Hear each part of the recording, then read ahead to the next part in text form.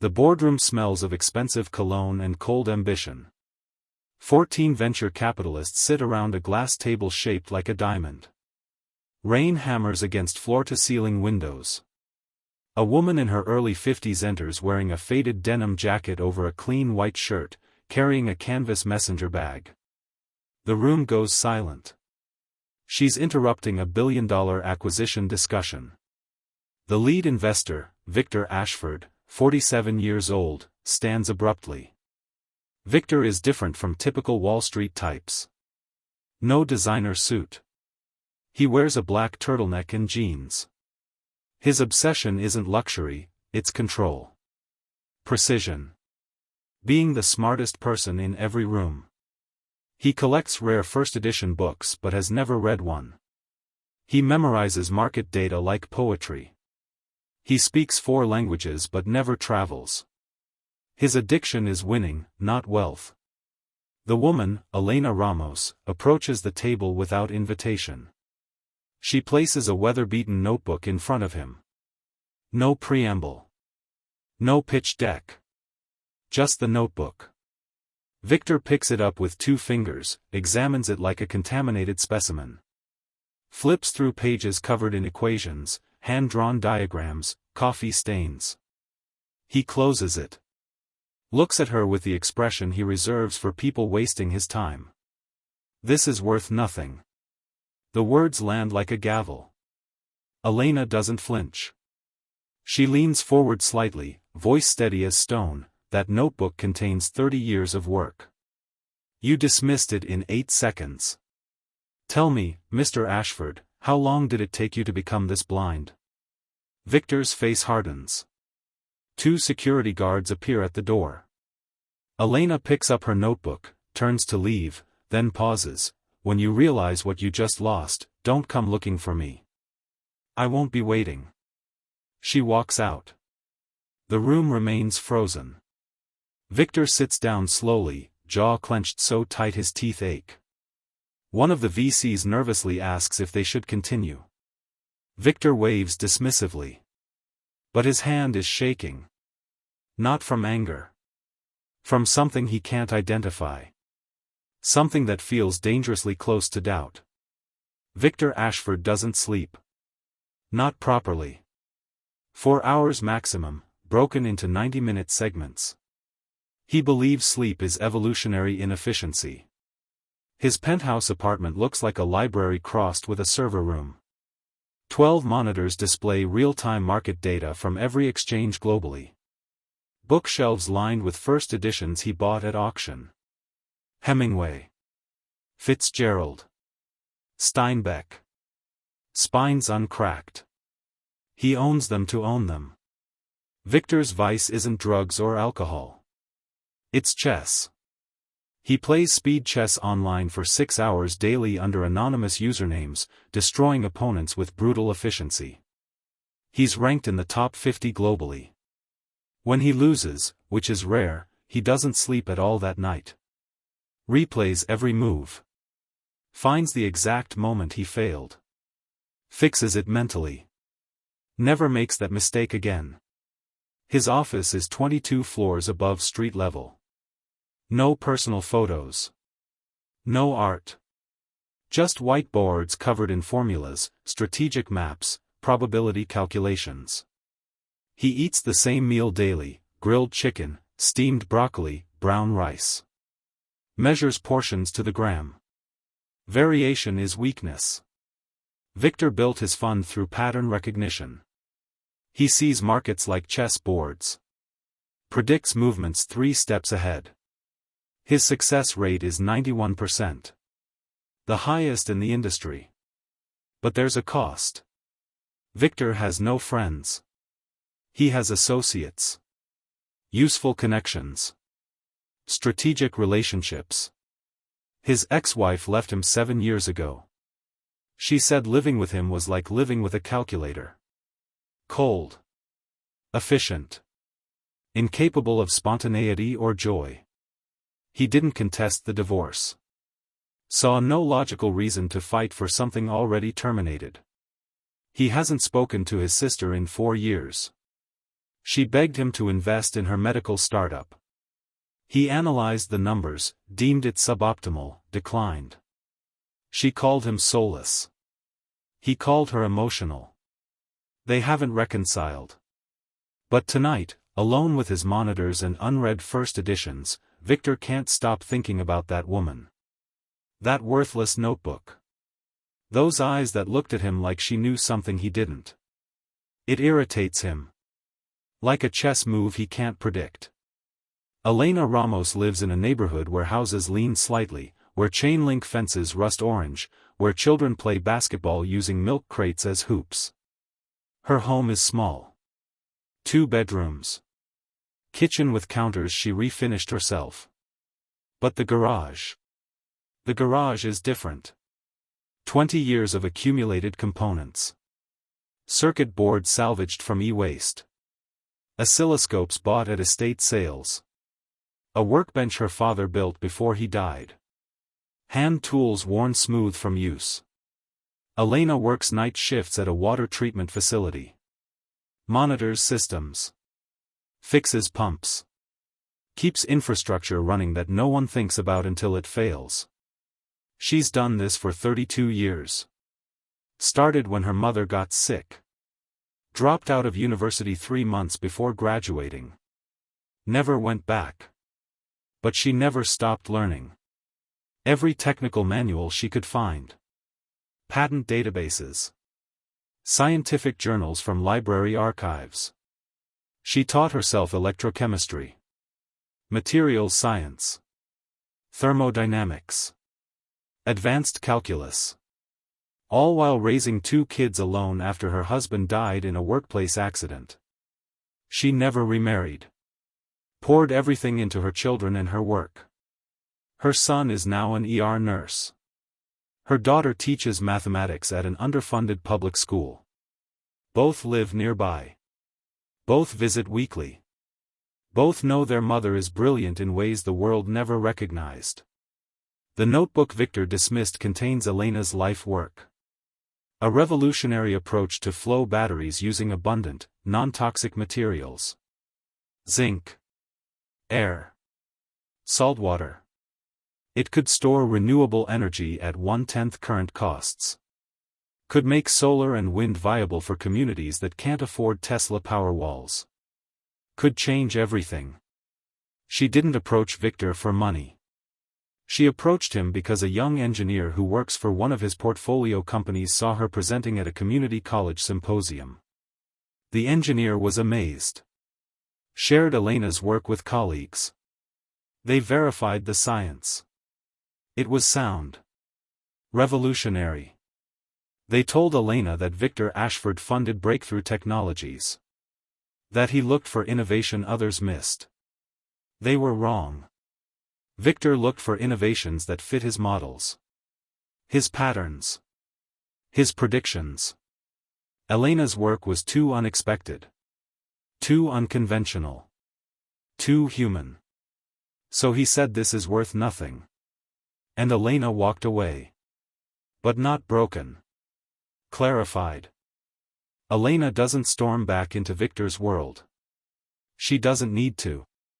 3 weeks after the boardroom humiliation, an engineer from Victor's portfolio company, David Chen, reaches out to Elena privately.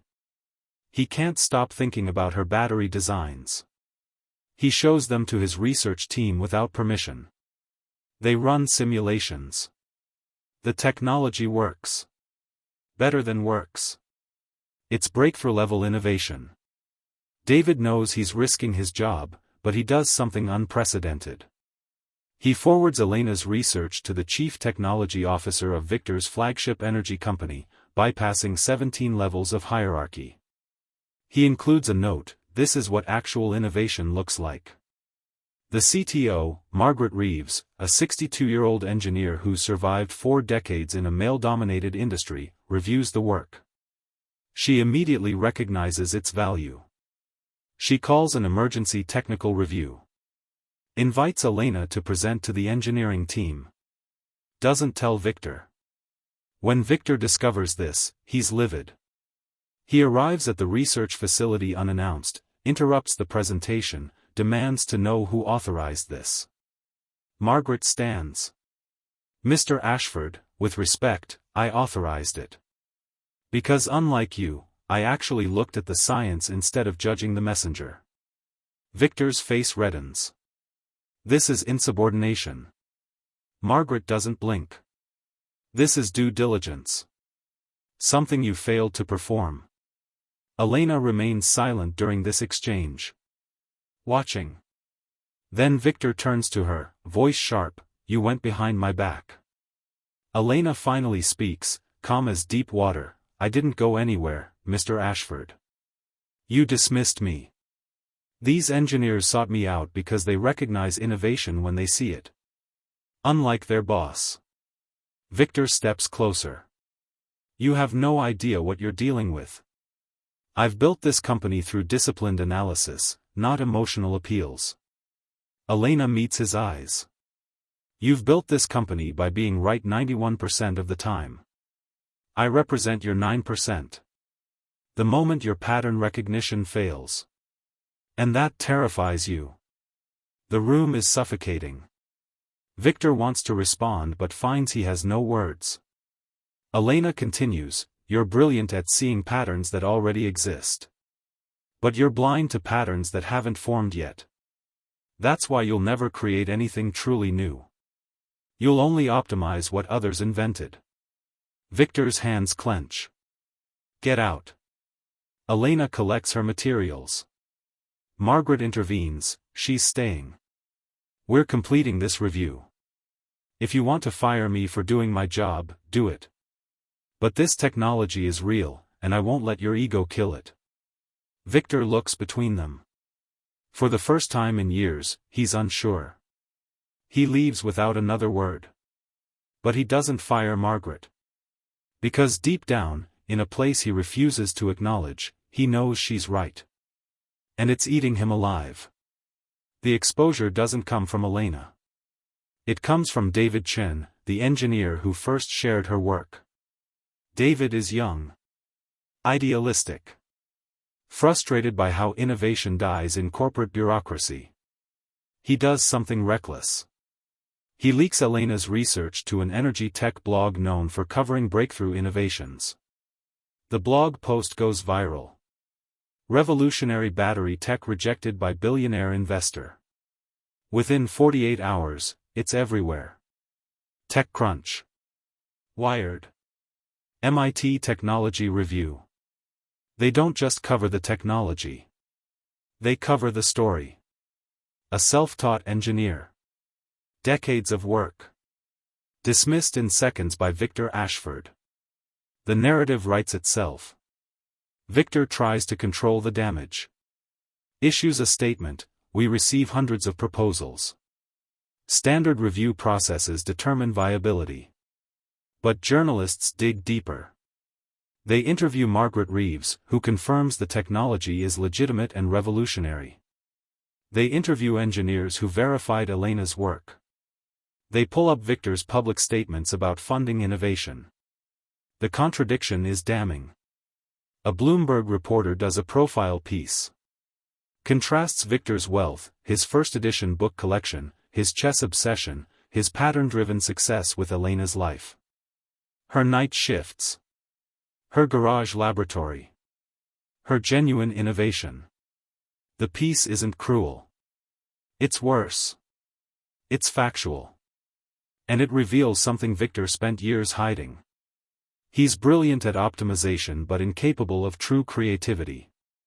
He's a pattern matcher, not a visionary. The tech community turns on him. Not violently. Quietly. Funding partners start asking uncomfortable questions. Why did you miss this? How many other breakthroughs have you dismissed? Rival firms start positioning themselves as supporters of unconventional innovators. One fund launches an initiative specifically for self-taught engineers. Names it the Elena Protocol. Victor watches his carefully constructed reputation shift. Not collapse. Shift. From visionary to optimizer. From leader to follower. From chess master to someone who just realized the board is bigger than he thought. And for someone whose entire identity is being the smartest person in the room, this is worse than losing money. This is losing certainty. Victor doesn't respond publicly. He retreats. Stops attending conferences. Declines interviews. Spends 18 hours daily playing chess online. Winning 93% of matches. But it doesn't help. The one sentence he can't escape came not from journalists or critics. It came from Margaret Reeves during a private meeting where she resigned. She sat across from him in his pristine office and said, "Victor, you've spent your entire life being right about things that don't matter. And you missed the one thing that did." She left her resignation letter on his desk. Walked out. She now works directly with Elena, helping commercialize the battery technology.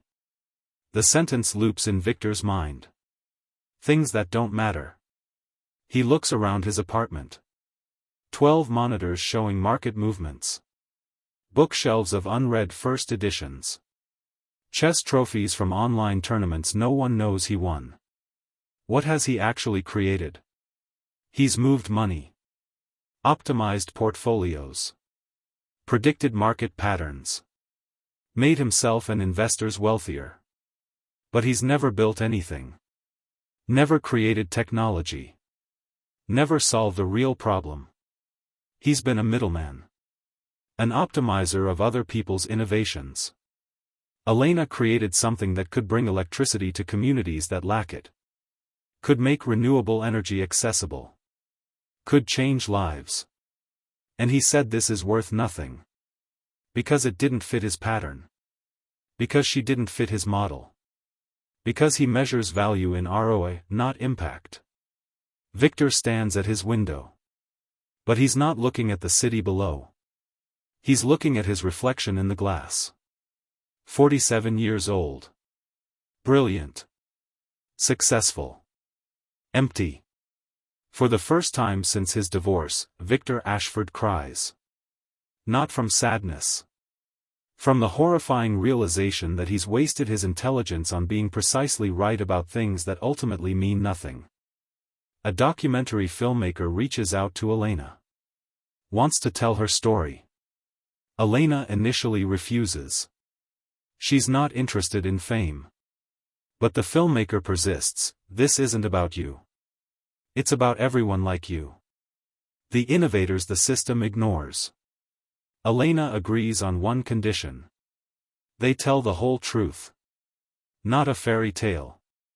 The documentary, titled Patterns in the Dark, premieres at Tribeca Film Festival. It reveals Elena's full story. Her father, Miguel Ramos, was an immigrant mechanic who taught her that every system can be understood if you're patient enough to observe it. He died when Elena was 24. Heart attack in his shop. Elena found him. The day before her mother's cancer diagnosis. Elena raised her siblings while her mother underwent treatment. Worked 3 jobs. Finished her mother's medical bills 2 years after her mother died. Met her husband, Carlos, at the water treatment plant. He was a maintenance supervisor. Kind.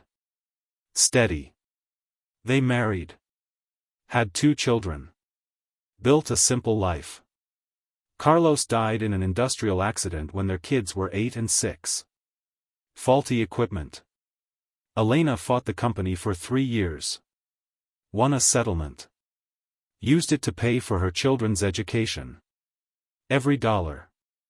The documentary shows Elena's garage. Decades of accumulated knowledge. Components organized with meticulous care. Notebooks filled with calculations. Failed prototypes. Iterations. Years of work done between midnight and 4 a.m. after her shifts ended. It shows her presenting at community colleges. Libraries. Anywhere that would listen. Trying to find someone who understood what she'd created. Being dismissed. Ignored. Told to go through proper channels. Get credentials. Follow processes designed by gatekeepers who couldn't see past their own patterns. The documentary interviews engineers who reviewed Elena's work. A professor from Stanford, this is graduate-level electrochemistry from someone who never finished undergraduate studies. It's extraordinary. A patent attorney, if she'd had access to proper legal resources, this could have been protected years ago. Worth potentially billions. The final segment shows Elena at her workbench. She speaks directly to camera. I didn't do this for money. I did it because communities like mine can't afford the energy infrastructure that wealthy areas take for granted. I wanted to create something that could change that. Something real. The documentary ends with Victor's quote, "This is worth nothing." Then fade to black. Text appears, Elena's technology is now being commercialized. Expected to bring affordable renewable energy storage to 200,000 homes in underserved communities within 3 years. The theater is silent. Then standing ovation. Elena isn't there. She's at home, working on the next problem. Victor watches the documentary alone in his apartment at 2 a.m. He watches it 3 times. Pauses on Elena's face as she explains her father's philosophy. Every system can be understood if you're patient enough to observe it. Victor realizes he's never been patient. He's been fast. Efficient. Ruthless. He optimized speed over understanding. Predicted patterns without questioning why the patterns existed. The next morning, Victor does something unprecedented.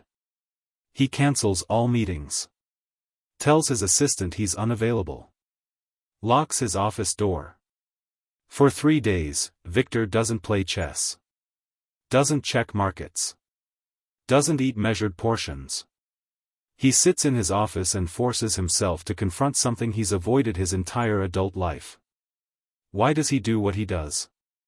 The answer comes slowly. Painfully. He does it because being right feels like being valuable. Because winning feels like being loved. Because accumulating wealth feels like building security. But none of it's real. He's been playing an elaborate game. Winning at chess that doesn't matter. His ex-wife was right. He's a calculator. His sister was right. He's soulless. Margaret was right. He's been right about things that don't matter. On the 4th day, Victor leaves his apartment for the first time. Walks 20 blocks to a public library. Sits in the engineering section. Opens books on electrochemistry. Battery technology. Renewable energy systems. He doesn't understand most of it. The equations are complex. The concepts unfamiliar. For the first time in decades, Victor encounters something he can't immediately master. It's humbling. Terrifying. And somehow, necessary. An elderly librarian notices him struggling, offers help. Victor almost refuses, then stops himself. Yes, he says quietly. I need help understanding this. The librarian smiles. That's a good start. Admitting you don't know. Victor spends 8 hours in that library. Returns the next day. And the next. Reading. Learning. Not to win. Not to optimize. But to understand. Something is shifting inside him. Something fundamental. And he has no idea if it's too late. While Victor isolates himself, Elena's technology moves forward. Margaret Reeves connects Elena with a coalition of rural electric cooperatives. These aren't Silicon Valley startups or venture-backed companies. They're community-owned utilities serving small towns and farming regions. Places where energy infrastructure is aging and expensive to maintain. Elena presents her Flow battery system to a conference of cooperative managers in Des Moines. No fancy pitch deck. Just technical specifications and honest assessments of capabilities and limitations. The managers are skeptical at first. They've been burned by expensive technologies that didn't work in real conditions. But Elena addresses every concern. Temperature ranges. Maintenance requirements. Expected lifespan. Cost per kilowatt hour. One manager from rural Kentucky asks, "Ma'am, no disrespect, but why should we trust technology developed in a garage over systems from established companies?" Elena responds calmly, "Because I developed this for people like your members. Not for investors. Not for profit margins. For people who need affordable, reliable energy. Every decision I made was about reducing cost and increasing durability. Not maximizing return." The manager nods slowly. Then asks technical questions. Deep, specific questions about chemistry and system design. Elena answers each one precisely. After 3 hours of technical discussion, the cooperative managers caucus privately. They return with a proposal. 5 cooperatives will pilot Elena's system. Total investment, $3 million. Modest by venture capital standards. Massive for community-owned utilities. But there's a condition. Elena must partner with a legitimate engineering firm to ensure proper installation and safety certification. And they recommend someone to lead that partnership. Margaret Reeves. Elena agrees immediately. The announcement gets minimal media coverage. This isn't sexy Silicon Valley innovation. It's practical technology for overlooked communities. But engineers notice. Scientists notice. Within weeks, Elena receives invitations from 3 national laboratories to collaborate on research. From 2 universities to teach as a guest lecturer. From a MacArthur Foundation representative about a genius grant. Elena's importance becomes undeniable. Not because she's suddenly different. But because the right people are finally paying attention. And Victor Ashford, reading about all this from his apartment, realizes he had the chance to be part of something meaningful. And he chose to be right instead of useful. The weight of that choice is crushing. 4 months after the documentary premiere, Victor does something completely out of character. He drives 6 hours to a small town in rural Kentucky where Elena is overseeing installation of her first pilot battery system. He doesn't call ahead. Doesn't arrange a meeting. Just shows up at the community center that's serving as installation headquarters. Elena is outside, wearing work gloves, helping electricians run conduit. She sees Victor approaching. Doesn't stop working. Victor watches her for several minutes. She's directing the installation with clear, precise instructions. Answering questions. Problem solving in real time. Finally, Elena sets down her tools. Walks over. They stand facing each other. Victor speaks first, "I was wrong." Elena waits. Victor continues, "And it's clearly difficult. I spent 4 months trying to understand your work. I'm not there yet. The electrochemistry is complex. But I understand enough to know what I missed. And why I missed it." Elena crosses her arms. "Why did you miss it?" Victor takes a breath. "Because I measure value in patterns I recognize. And you created something outside my patterns. I couldn't categorize it, so I dismissed it. I thought being right was the same as being wise."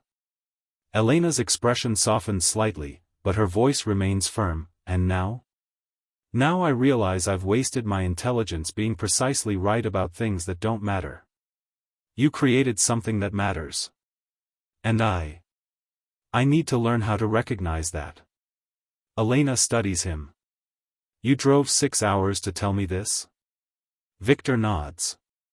"I did." Elena turns, looks at the installation in progress. That system is going to provide backup power to this community's medical clinic. When storms knock out the grid, which happens regularly here, that clinic loses refrigeration for medications. Loses ability to power dialysis equipment. This battery system keeps people alive, Mr. Ashford. Victor feels the weight of her words. Elena continues, "You asked what's different now. Here's the difference. You're starting to see value in terms of what something does, not what it earns. That's progress. But it's just the beginning.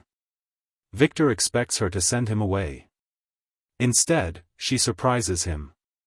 There's a second installation starting tomorrow in Tennessee. Small rural school. Solar panels and battery backup so students can study after dark. If you want to learn, come help. No money. No investment. Just labor. Victor hesitates only a moment. I'll be there. Elena nods once. Good. Bring work gloves. And Mr. Ashford? Victor looks at her. Stop trying to be right. Start trying to be useful. That night, Victor buys work gloves at a local hardware store. He checks into a modest motel. Lies in bed staring at the ceiling. For the first time in years, he feels something strange. Not certainty. Not control. Hope. Victor works on 3 more installations over 6 weeks. Tennessee. West Virginia. Arkansas. He doesn't lead. Doesn't advise. He carries equipment. Runs cable. Follows instructions. Makes mistakes.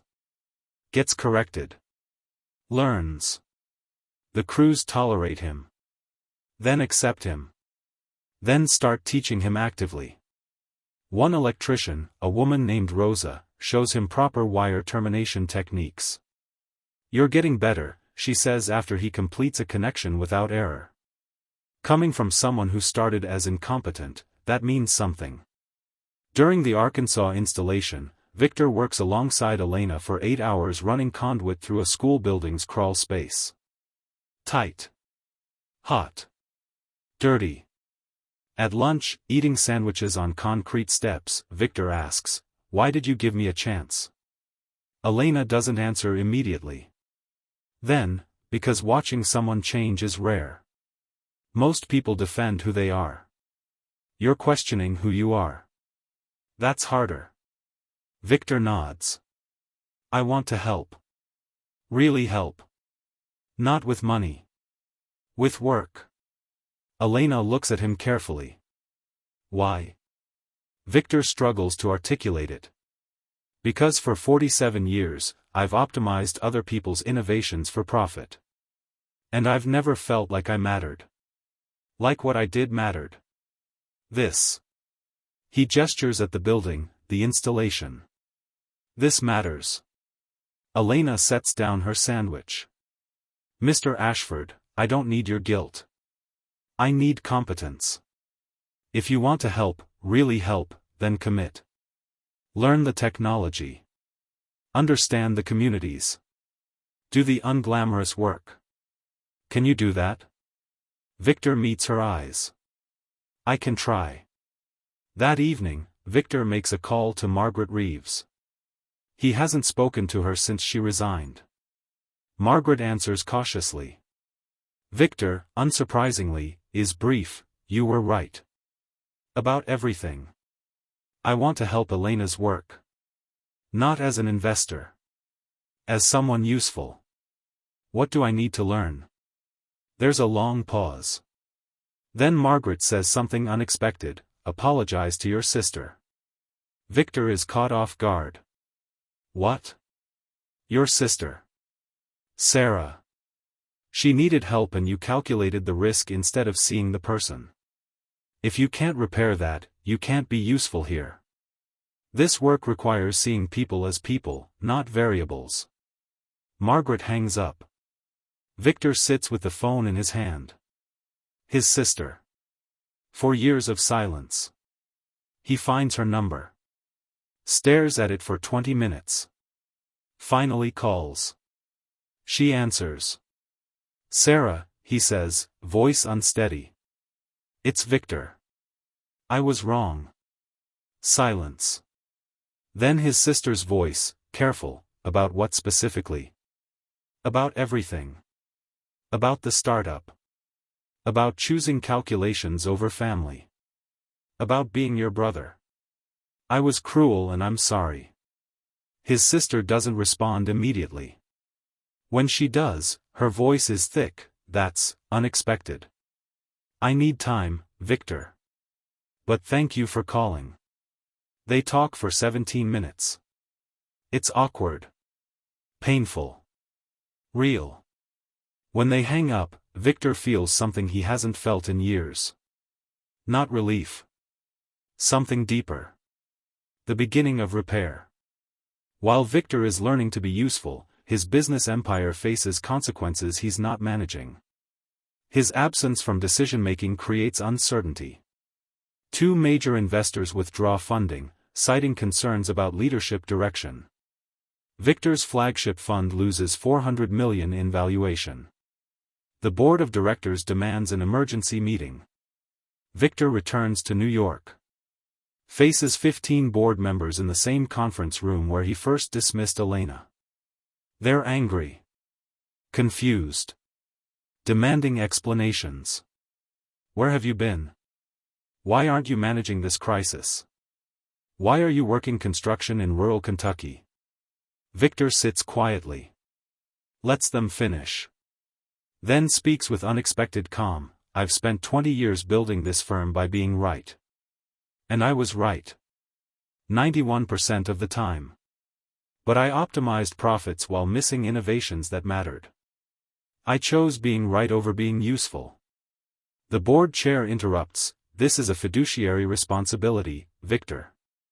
We don't care about your philosophical crisis. Victor nods. I understand. That's why I'm resigning as managing partner. Chaos erupts. Shouting. Protests. Threats of lawsuits. Victor waits for silence. Then continues, I'll maintain my ownership stake. But day-to-day management needs someone focused on what I was good at. I'm not that person anymore. I'm trying to become someone different. Someone who builds instead of optimizes. The board is stunned. This is career suicide, the chair says. Victor considers that. Maybe. Or maybe it's the first honest thing I've done in 20 years. He leaves the meeting. Leaves the building. Leaves behind an empire he spent decades constructing. The financial press has a field day. Billionaire investor has breakdown. Ashford abandons firm for manual labor. Nervous breakdown or calculated publicity stunt? Victor doesn't respond to any of it. He returns to Kentucky. To work. His net worth drops by 60% in 3 months. His reputation in venture capital is destroyed. His colleagues think he's lost his mind. But when he arrives at the next installation site and Elena hands him a toolbox without comment, just expectation that he'll do good work, Victor feels something he's never felt before. Purpose without certainty. Value without recognition. And it's terrifying and liberating in equal measure. 8 months into his transformation, Victor is unrecognizable. He's lost 15 pounds of sedentary weight, gained muscle from physical labor. His hands have calluses. His expensive clothes are gone, replaced with practical work gear. He lives in a modest apartment in Nashville, near the coalition's regional headquarters. No monitors. No chess. Just technical manuals and notebooks where he's learning electrochemistry one concept at a time. He's not brilliant at this. He's average. Competent. It's humbling. Elena assigns him to work with a young engineer named Marcus, who's 26 and naturally gifted at system design. Marcus is patient but doesn't coddle. He expects Victor to keep up, to ask questions, to do the work. One afternoon, troubleshooting a battery management system that's not charging correctly, Victor makes a suggestion based on pattern recognition. Marcus listens, then shakes his head. That's not how the chemistry works. You're thinking about this like financial models. It's physical systems. Different rules. Victor feels frustrated. I'm trying to help. Marcus looks at him directly. Then help by learning, not by assuming. You can't optimize your way through chemistry. You have to understand it. Victor stops. Takes a breath. Realizes Marcus is right. Teach me, he says. Marcus nods. Okay. Let's start with first principles. They spend 3 hours working through the problem. Victor takes notes. Asks questions. Admits when he doesn't understand. Eventually, they identify the issue. A sensor calibration error. Simple once they found it. As they're packing up, Marcus says, "You're getting better. Not at being smart. At being teachable. That's more valuable here." Victor considers that. He spent his life being the smartest person in the room. Now he's learning to be the most teachable. And it's changing him fundamentally. He no longer needs to be right. He needs to be useful. That shift, from ego to service, is harder than any work he's done. But it's the only work that feels meaningful. One evening, Elena invites Victor to dinner at her house. Simple meal. Her son and daughter are there. They're polite but cautious. They know the story. The man who said their mother's life work was worth nothing. Over dinner, Elena's daughter asks directly, "Why are you here?" "Really?" Victor doesn't deflect. "Because I spent my life accumulating wealth and losing humanity. Your mother reminded me that those are opposite directions. I'm trying to find my way back." Elena's son asks, "And if you can't? Then I'll have failed at the only thing that actually matters." The answer is honest enough that the tension eases slightly. They talk about the installations. The communities being served. The impact of bringing reliable power to places that lacked it. Elena's daughter mentions a student whose insulin pump can now stay charged reliably because of the school's battery system. Victor listens to these stories and realizes something profound. This is value. Not ROI. Not market share. Not optimization. Lives changed. Problems solved. Communities strengthened. For the first time in his adult life, Victor understands what it means to matter. 14 months after their first confrontation, Elena invites Victor to her garage. The workshop where everything started. They sit on worn stools surrounded by equipment and components. Elena pulls out a folder. Inside, a formal partnership proposal. 5 energy cooperatives want to expand Elena's battery systems regionally. They need organizational structure. Engineering support. Project management. They've asked Elena to lead the initiative. And Elena is offering Victor a position. Not as an investor. Not as a financier. As director of operations. Victor reads the proposal. The salary is $72,000 annually. A fraction of what he once made. The work is coordinating installations, managing logistics, supporting field teams. Unglamorous. Essential. He looks up. Why me? Elena leans back. Because you learned the work. You understand the technology. You know the communities. And you're not trying to optimize this for profit. You're trying to make it work. That's rare. Victor feels the weight of her trust. Elena continues, "I'm not offering this because I forgive you for what you said. I'm offering it because you've proven you can change. And this work needs people who understand that value isn't about being right. It's about being useful." Victor sets down the proposal. "Before I answer, I need to say something." Elena waits. "I destroyed your work's value in 8 seconds because it didn't fit my pattern. I was arrogant and blind. I can't undo that. But I can spend the rest of my career trying to ensure no one else makes that mistake. Making sure people like you, with real innovations, get the support they deserve." Elena nods slowly. "That's a good answer."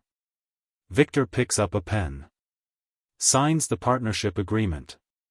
As he signs, he notices Elena has already signed. Her signature is dated 3 weeks ago.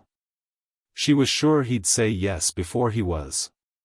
They shake hands. Not as adversaries. Not as business partners. As colleagues with a shared purpose. Elena stands. Tomorrow we meet with the Tennessee Cooperative about expanding to 6 more schools. Bring your work gloves. Victor smiles, a genuine smile that reaches his eyes for the first time in memory. I will. That night, Victor sits in his modest apartment. No empire. No billions. No certainty. Just a $72,000 salary and work that matters. He opens his laptop. Writes an email to his sister. They've been corresponding regularly. Building something that resembles relationship. He tells her about signing the partnership agreement. About finding work that feels meaningful. Her response comes quickly, I'm proud of you. Victor reads those 4 words repeatedly. Realizes he's been searching for them his entire life. Not from strangers. Not from colleagues. From people who actually know him. And now, finally, he's becoming someone worth being proud of. 3 years later. A small ceremony in rural Alabama. A community center is dedicating its new solar and battery system. The system provides reliable power for the center's after-school programs, medical outreach, and emergency shelter during storm season. Victor stands with the installation team. He's 50 years old now. Looks younger than he did at 47. Laugh lines around his eyes. Capable hands. No expensive watch. No designer clothes. Just a man who learned to build instead of extract. The mayor speaks. Thanks the coalition. Thanks Elena specifically. Thanks the installation team by name. Includes Victor without distinction. Just another member of the crew who did the work. After the ceremony, a teenager approaches Victor. She's wearing a science club shirt. She says, I heard you used to be rich. Victor nods. I was. But you gave it up to do this? Victor considers how to answer. I didn't give it up. I traded being wealthy for being useful. Being wealthy made me powerful. Being useful makes me matter. There's a difference. The teenager thinks about that. Then, I'm studying engineering. Want to design systems like this. Victor smiles. The world needs that. Learn the science. Understand the communities you're serving. And don't let anyone tell you your work is worth nothing just because they can't recognize its value. The girl nods and walks away. Elena watched this exchange from a distance. She approaches. That was good advice. Victor shrugs. Learned it from someone stubborn enough to keep working even when told she was wasting her time. Elena smiles slightly. That notebook you dismissed? Victor nods. Elena continues, it's now in the Smithsonian National Museum of American History. They're doing an exhibit on grassroots innovation. Victor feels a complex emotion. Pride for Elena. Shame at his own blindness. But mostly gratitude that he learned to see differently before it was too late. They stand together watching the community center's lights, powered by Elena's technology, illuminating the evening. Children playing inside. Adults gathering for meetings. Life happening because reliable electricity makes it possible. Victor breaks the silence. I think about that day constantly. When I said your work was worth nothing. Elena nods. I know you do. Does it still bother you? Victor is honest, every single day. Elena looks at him directly, good. Let it bother you. Let it remind you that value isn't always obvious. That genius doesn't always wear the right credentials. That dismissing people has consequences. Victor meets her eyes. I will. Elena's expression softens just slightly. You've become someone worth knowing, Victor Ashford. That's more transformation than most people achieve in a lifetime. They return to the celebration. Victor helps fold chairs, clean up, load equipment. Simple work. Essential work. As he's carrying a toolbox to the truck, he overhears two teenagers talking. One says to the other, "My teacher said that guy used to be a billionaire." The other responds, "Weird. Why would he quit that to do this?" The first teenager pauses, then, "Maybe he figured out money doesn't make you matter. Only what you do with your life matters." Victor freezes, listening. The second teenager considers this. That's pretty smart. They walk away. Victor stands holding the toolbox, surrounded by the sounds of community and purpose. He thinks about the conference room where this story began. The expensive suits. The glass table. The arrogance. The certainty. He thinks about Elena's words when he dismissed her life's work. That notebook is worth more than everything you own, including your soul. She was right. He owned everything and was worth nothing. Now he owns almost nothing and finally, has worth. The value of things isn't in what they cost. It's in what they build. What they repair. What they illuminate. What they save. Victor loads the toolbox into the truck. Tomorrow there's another installation. Another community. Another chance to be useful instead of right. He drives home through darkness punctuated by streetlights. His apartment is small. His bank account is modest. His reputation in finance is destroyed. But when he lies in bed that night, he feels something he never felt in his penthouse surrounded by wealth. Peace. Not because he's successful by conventional measures. But because he finally understands what success actually means. It means a teenager can study after dark because solar panels and batteries provide reliable power.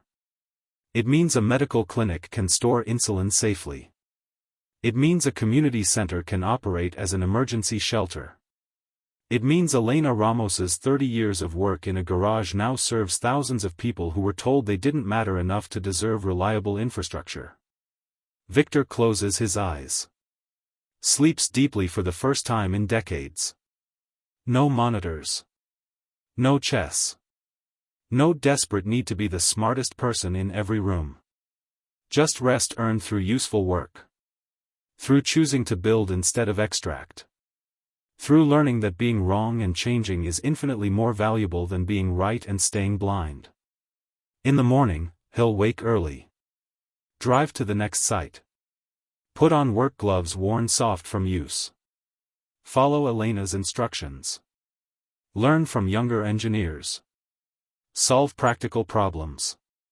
Serve communities most people overlook. And every single day, he'll remember the moment he said this is worth nothing. Not to torture himself. But to ensure he never again mistakes value for validation. Never again confuses being right with being wise. Never again dismisses someone because they don't fit his pattern. Because Elena Ramos taught him the most important lesson he never learned in business school, never learned in his empire building, never learned in 47 years of being precisely right about things that didn't matter. She taught him that worth isn't measured in wealth or wins or being the smartest person anywhere. Worth is measured in what you give. What you build. What you repair. Who you serve. How you change. Victor Ashford spent 30 years accumulating everything and mattering to no one. He spent 3 years learning to matter by accumulating nothing except calluses, competence, and the quiet dignity of useful work. And that transformation, from brilliant optimizer to humble builder, from someone who dismissed a notebook as worthless to someone who understands that notebook contained more value than his entire former empire, that transformation is the only thing he's ever done that was truly worth something. The sunrise comes gradually. Light spreading across communities where Elena's battery system stores solar energy, making mornings possible for people who were told they weren't priority markets. Victor makes coffee. Checks his phone. Message from Elena about the day's installation schedule. He responds with a simple acknowledgement. Grabs his work gloves. Heads out the door. Not to build an empire. Not to optimize returns. Not to be right. Just to be useful. To serve. To matter. And finally, after 50 years of living, Victor Ashford understands what it means to have worth. It's not something you accumulate. It's something you give away. Every single day. Through work that helps. Through recognition of value in unexpected places. Through humility to change when you discover you've been wrong. Through choosing people over patterns. Purpose over profit. Impact over image. Elena was right from the very beginning. That notebook was worth more than everything he owned, including his soul. Because it represented decades of creating value for others. While Victor spent decades extracting value from everyone. The difference between those two approaches, between building and extracting, between giving and taking, between serving and dominating, that difference is everything. And learning that difference, truly understanding it not intellectually but through lived transformation, through humility and work and service, that's the only education that ever actually mattered. Victor arrives at the installation site. Elena is already there, reviewing plans with the local electric cooperative manager. She sees Victor. Nods once. He nods back. No words needed. Just the understanding between two people who know what value really means. They get to work. Building. Serving. Mattering. And somewhere in the Smithsonian, Elena's notebook rests in a climate-controlled case. A testament to grassroots innovation. To persistence despite dismissal. To the truth that worth has nothing to do with recognition and everything to do with impact. Visitors will read the placard. Learn Elena's story. See the handwritten equations. The coffee-stained pages. The dedication, for everyone who works in the dark, creating light. Some will walk past without much thought. But some, maybe a few, will stop. Will read carefully. Will understand that the most valuable innovations don't always come from laboratories or corporations or people with impressive credentials. Sometimes they come from garages. From night shifts and sacrifice. From people the system overlooks. And maybe, just maybe, those visitors will remember Elena's story the next time someone presents an idea that doesn't fit expected patterns. The next time they're tempted to dismiss unconventional innovation. The next time they confuse credentials with capability. Maybe they'll pause. Look closer. Ask questions. Recognize value even when it arrives in unexpected packaging. That's Elena's real legacy. Not just the battery technology, revolutionary as it is. But the reminder that worth exists everywhere, in everyone, if we're humble enough to look beyond our patterns and see what's actually there. And Victor Ashford, former billionaire, former optimizer, former man who measured everything in returns and nothing in impact, Victor spends every remaining day of his life ensuring that legacy continues. Ensuring no more Elena Ramos get dismissed. Ensuring innovation from unexpected sources gets the support it deserves. Ensuring that worth gets recognized even when it doesn't arrive with the right credentials or the expected presentation. This is his redemption. Not dramatic. Not celebrated. Just consistent, useful work in service of something larger than himself. And after 50 years of chasing significance through accumulation, Victor finally found it through contribution. Through building instead of extracting. Through serving instead of dominating. Through changing instead of defending who he was. The value of things isn't in what they cost. It's in what they save. What they build. What they give. Elena taught him that. And he'll spend the rest of his life proving he learned the lesson. Not through words. Through work. Through every installation. Every community served. Every young engineer mentored. Every innovation from an unexpected source that he helps bring to fruition. This is worth something. Finally. Actually. Genuinely. Worth something.